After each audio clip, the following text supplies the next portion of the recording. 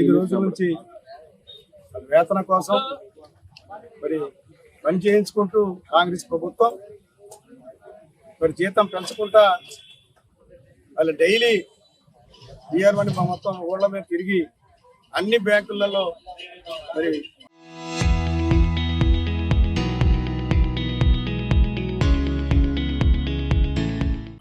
పని చేయమని చెప్పి ఆదేశాలు ఇచ్చి ఇప్పటికి 2 సంవత్సరాలు అయింది.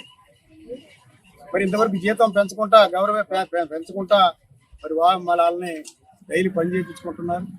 బాగుంటుంది కానీ మహిళలు కాబట్టి అత్యవసరంగా వాళ్ళ జీతాలు పెంచాలి. మేము ఆ రకంగా కాంగ్రెస్ ప్రభుత్వాన్ని డిమాండ్ చేస్తున్నాం బీఆర్ఎస్ ప్రభుత్వం తరఫున.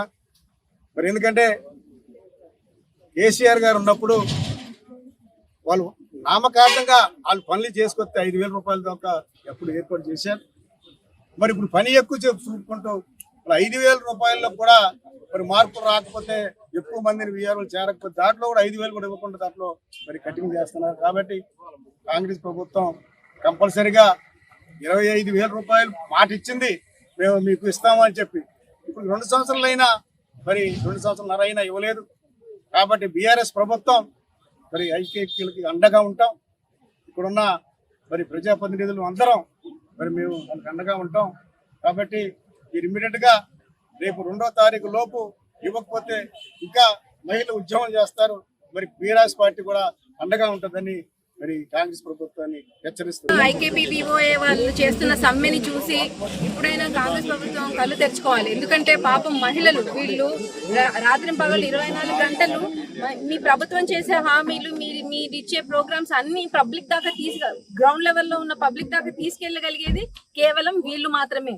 కాబట్టి ఇటువంటి వాళ్ళని మనం వాడుకొని అన్ని పనులు చేపించుకుంటున్నప్పుడు వీళ్ళకి తగినంత వేతనం కూడా ఇవ్వాలి. కాస్ట్ ఆఫ్ లివింగ్ పెరిగినప్పుడు దాని తగ్గట్టుగా వీళ్ళ జీతాలు కూడా పెరగాలి. ఎందుకంటే డబ్బు కుటుంబం కూడా నడవాలి. కాబట్టి మహిళలు వీళ్ళకి కంపల్సరీ ఆర్థిక సహాయం ఉండాలి. అంటే అది కేవలం జీతం వల్ల సాధ్యమవుతుంది. కంపల్సరీ వీళ్ళకి జీతం పెంచాలి, వీళ్ళకి ఉద్యోగ భద్రతను కూడా కల్పించాలి.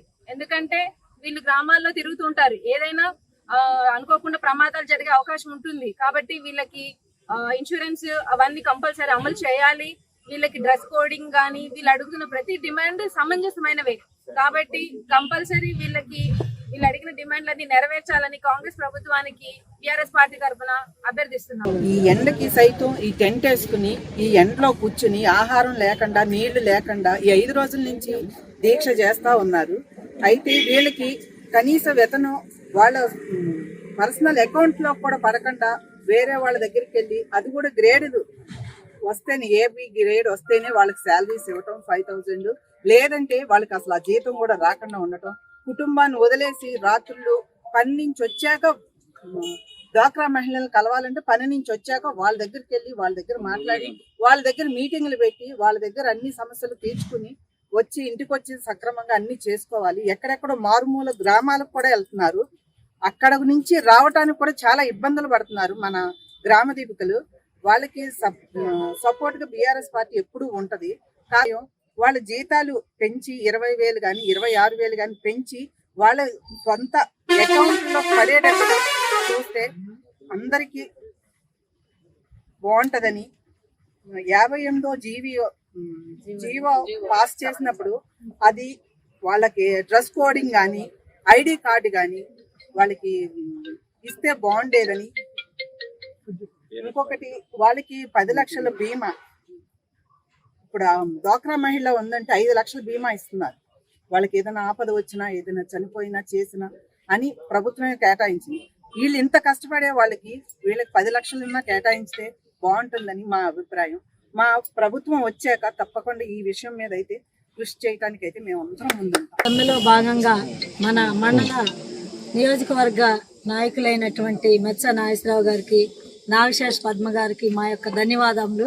మా యొక్క డిమాండ్స్లో మా పార్టీ ఎప్పుడు అండగా ఉంటుందని హామీలు ఇచ్చినందుకు గాను మరొకసారి ధన్యవాదాలు తెలుపుకుంటూ మా డిమాండ్లు అమలు చేయాలని కోరుకుంటూ